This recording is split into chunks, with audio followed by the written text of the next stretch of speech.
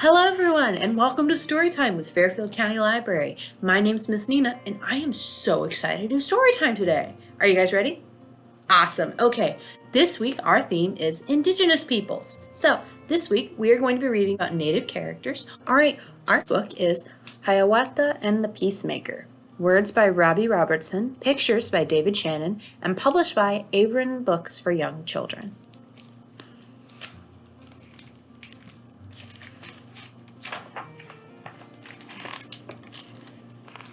A fierce scream echoed through the woodlands.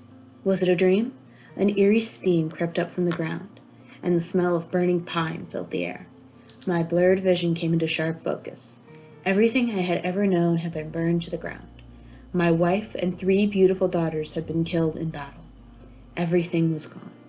Only one man was capable of such horror, the evil chief Taroharo.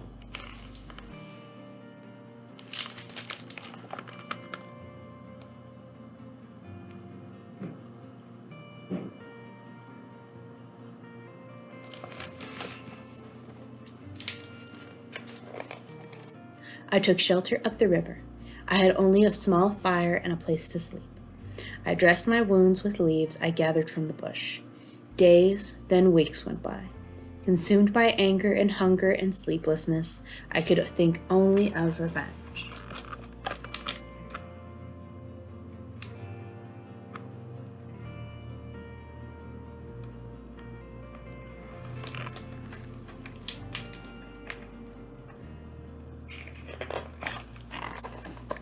The sun rose early one morning and burned the mist off the river. It was as if a path had been cleared for what happened next. A blinding reflection came off the water, and from it a man paddled gently toward me.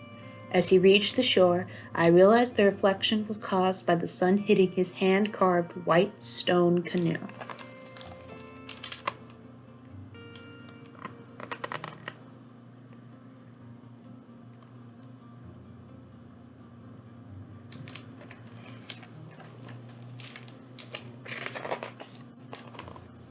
"Who are you? Why have you come here?" I asked.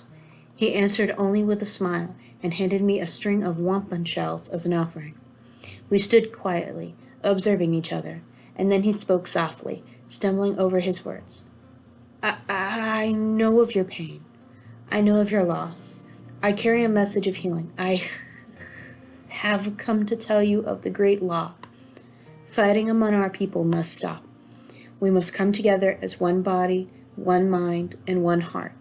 Peace, power, and righteousness shall be the new way. I considered his words, but didn't believe him. Our people governed only through fear. I had never thought peace among our tribes was a possibility. The man spoke again. Travel with me to the land of the Mohawk, and let us spread the good word. As you can hear, my voice is quiet and my words difficult to understand. I know that you speak with power and confidence, and that your voice carries straight to the heart. I need your help, my friend. I need you to help me carry this message.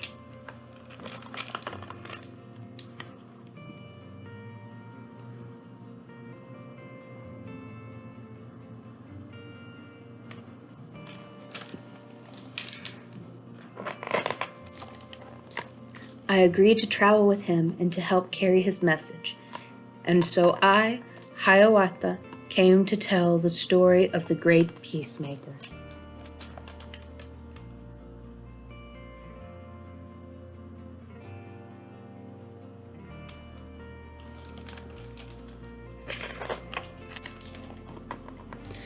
I stared at his stone canoe, bewildered by its ability to float, but we paddled off, and with every impossible moment that the canoe glided across the water, I became more of a believer.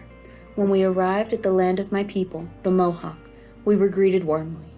The chief and the elders were summoned, and we gathered in a circle. A few clan mothers looked on with curiosity and concern. The Peacemaker closed his eyes and placed his hand on my back. Somehow he had the power to move his message through me. I began to speak his words. "Peace, power, and righteousness shall be the new way," I said. "We must join together. All nations will become one family. Our people shall have one body, one mind, and one heart. This is the message of the great law." The clan mothers nodded in agreement, and a sense of relief sped over me. But then the war chief spoke. "We respect your message, but we cannot join you," he said. "How can we know if your words are true? Tadohado is too strong, too violent. Our people must be prepared to fight." The peacemaker quietly stuttered, "The great law is more powerful than any one man. We will return with proof that our nations can join together."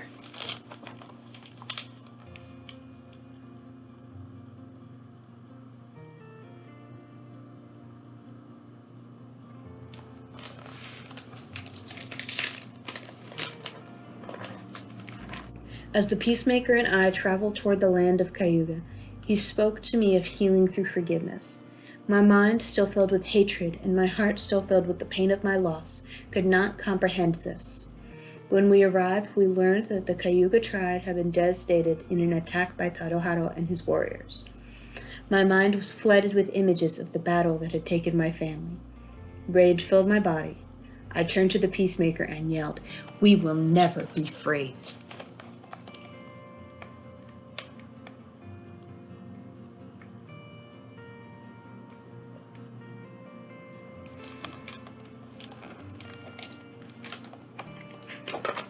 In an attempt to soothe me, the peacemaker asked me to sit with him in the Cayuga Council. He looked deep into my eyes as he spoke to the people. "I do not see defeat," he said. "What I see is a passage to a new way of life. Join me, and together we can spread peace rather than war, love rather than hate, unity rather than fear." The peacemaker placed his fist over his heart. A feeling of strength and trust ran down my spine. With new hope, we headed toward the great hill to see the Seneca people. The Cayuga chief followed in his canoe. Together we paddled as one nation.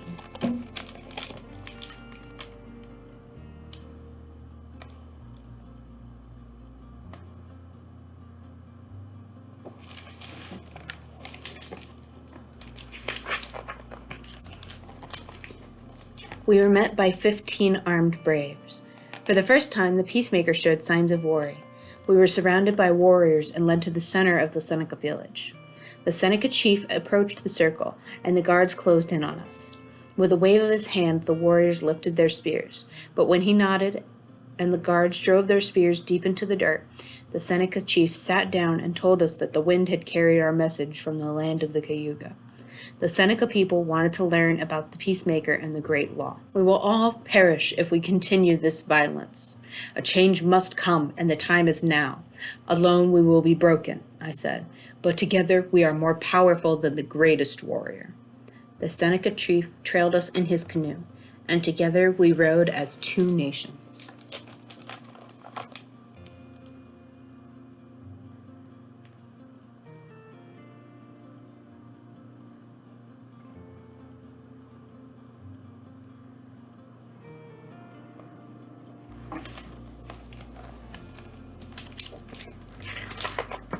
Guided by the moon, we trekked through the forest to the land of the Oneida people.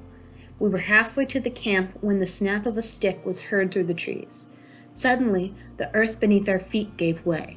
We hit the ground and were then engulfed by a giant net. The Oneida chief stood towering over us. "I've spared your life," he declared. "Why would two chiefs and two strangers be so foolish as to enter our territory in the darkness?" His men dragged us through the dirt and bound our hands. The peacemaker explained that we had joined the Cayuga and Seneca nations in our name of peace, but his words had no power with the Oneida. Then the peacemaker turned to me and said, "Tell your story, Hiawatha. Tell us of your great loss." I spoke of my pain and of my hatred for Tadohado. I told the Oneida that my wife and 3 daughters had been killed by the violent world we had created. But as I spoke, I felt something come over me. Forgiveness. I had not been able to save my family, but on this journey I had been able to forgive myself. I began to understand the meaning of the great law, and I turned to the peacemaker and placed my fist over my heart. With a knowing nod, he smiled. A warrior approached, and he untied all of us, one by one. Rather than feel the anger that had consumed me, I now remembered the joy of my family. I was joined by the Cayuga chief, the Seneca chief, the Peacemaker, and lastly, the Oneida chief. Together we traveled as 3 nations.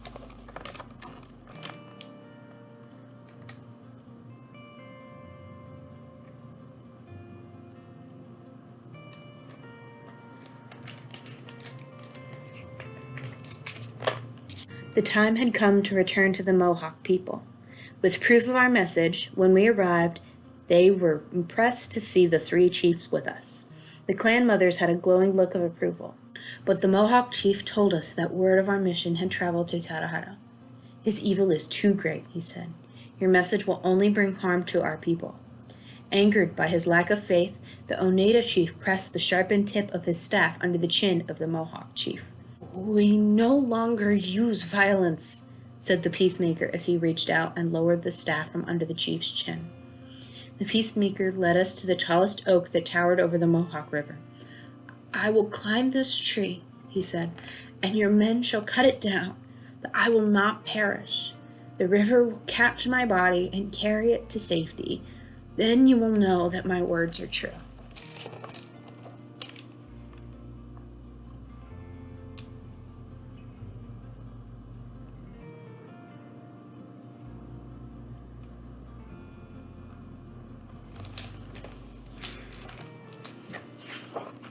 The men chopped down the massive tree.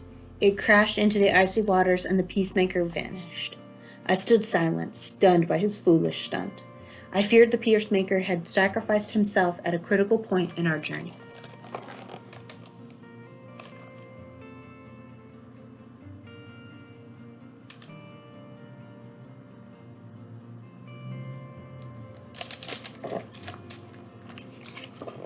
An elder clan mother approached the circle of chiefs with 4 younger women by her side.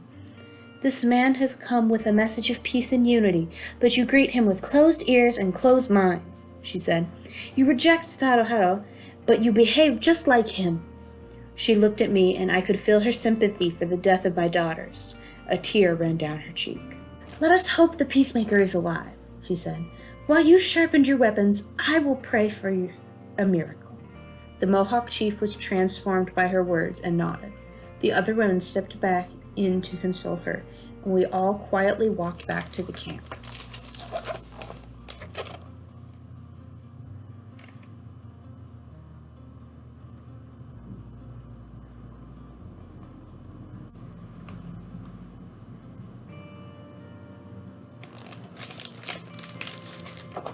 When we arose in the morning, smoke from the river's edge caught our attention. We hurried down to find the Peacemaker sitting by a fire, patiently waiting for us. The elder clan mother draped a blanket across his shoulders, and relief spread among us. Filled with emotion, the Mohawk chief agreed to follow us in his canoe to the land Onondaga to confront Chief Tadohato. Together we paddled as 4 nations.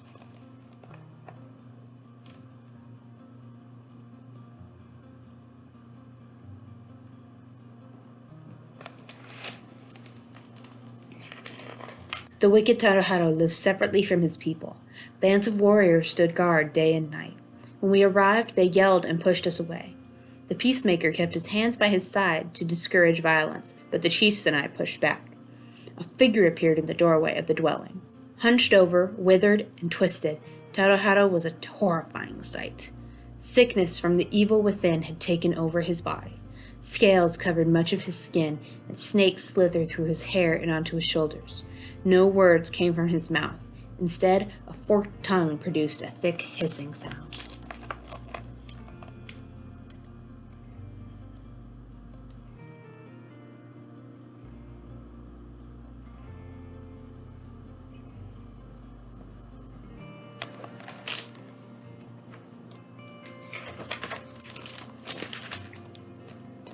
My anger returned, and I wanted to destroy Tadohato. Chiefs continued to push against the warriors. The fighting grew until something unexpected happened. A soft, haunting melody of purity and truth came floating through the air. Spellbound, all lowered their weapons. The hymn was coming from the lips of the Peacemaker. His melody had stopped the fighting. As the song drifted through the air, the moon crossed in front of the sun, darkening the blue sky. This miracle stunned the warriors, and they pulled back in fear, but the rest of us were enchanted by the glory of the hymn, and we joined in singing. Taroharo cursed the sky, waving his scepter and showing no sign of fear. As the Peacemaker finished his singing, the moon passed, revealing the sun again, more beautiful than before. The Peacemaker asked me to make medicine for Taroharo's sickness. He said that where there is darkness, we must bring light, and that it is by forgiving that we are set free.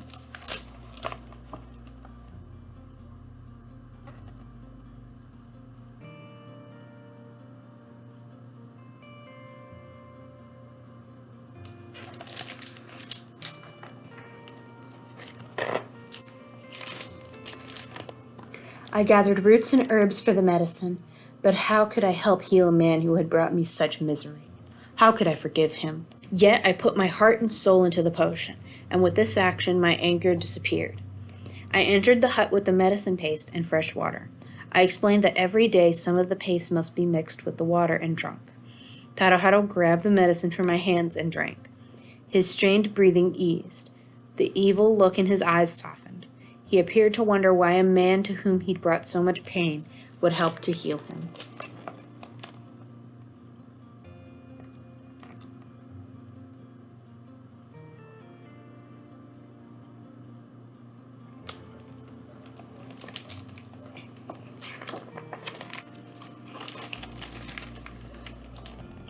The Peacemaker told Taroharo that he would return in 3 days and continue to take the medicine.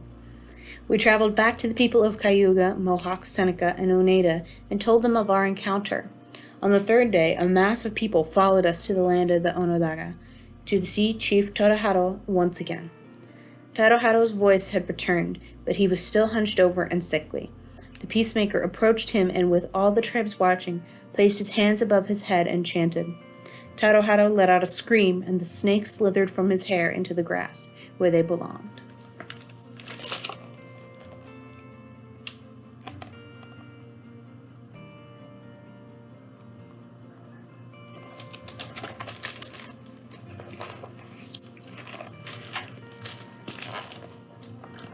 Everyone followed the Peacemaker to a tall white pine.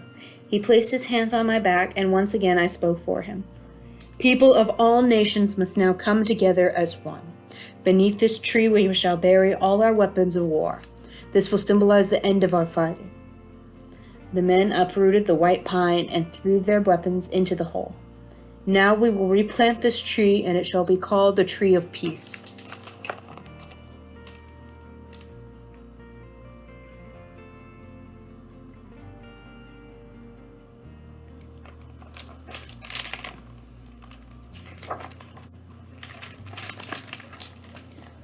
As I looked at Taroharo, the scales on his skin began to disappear. The Peacemaker placed his fist over his heart, and again I spoke. As 5 nations we will bring forth peace, power, and righteousness. The women of our tribe shall appoint the chiefs, and as one people we shall live under the protection of the great law. All voices will be heard as we now vote before action is taken. I looked at Taroharo, and the once crooked man now stood upright.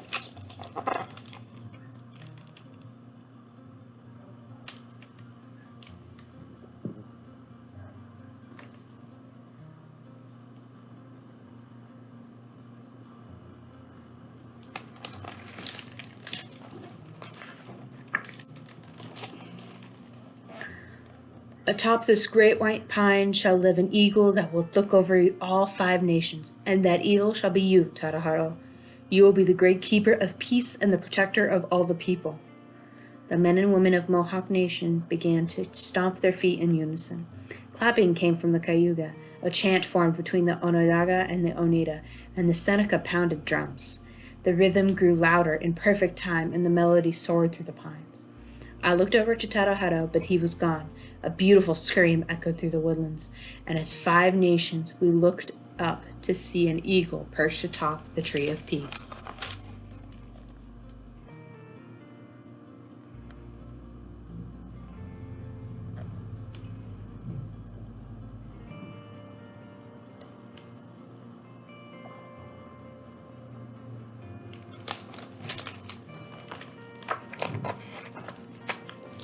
Okay, that was Hiawatha and the Peacemaker. All right, everyone, thank you for coming to Storytime.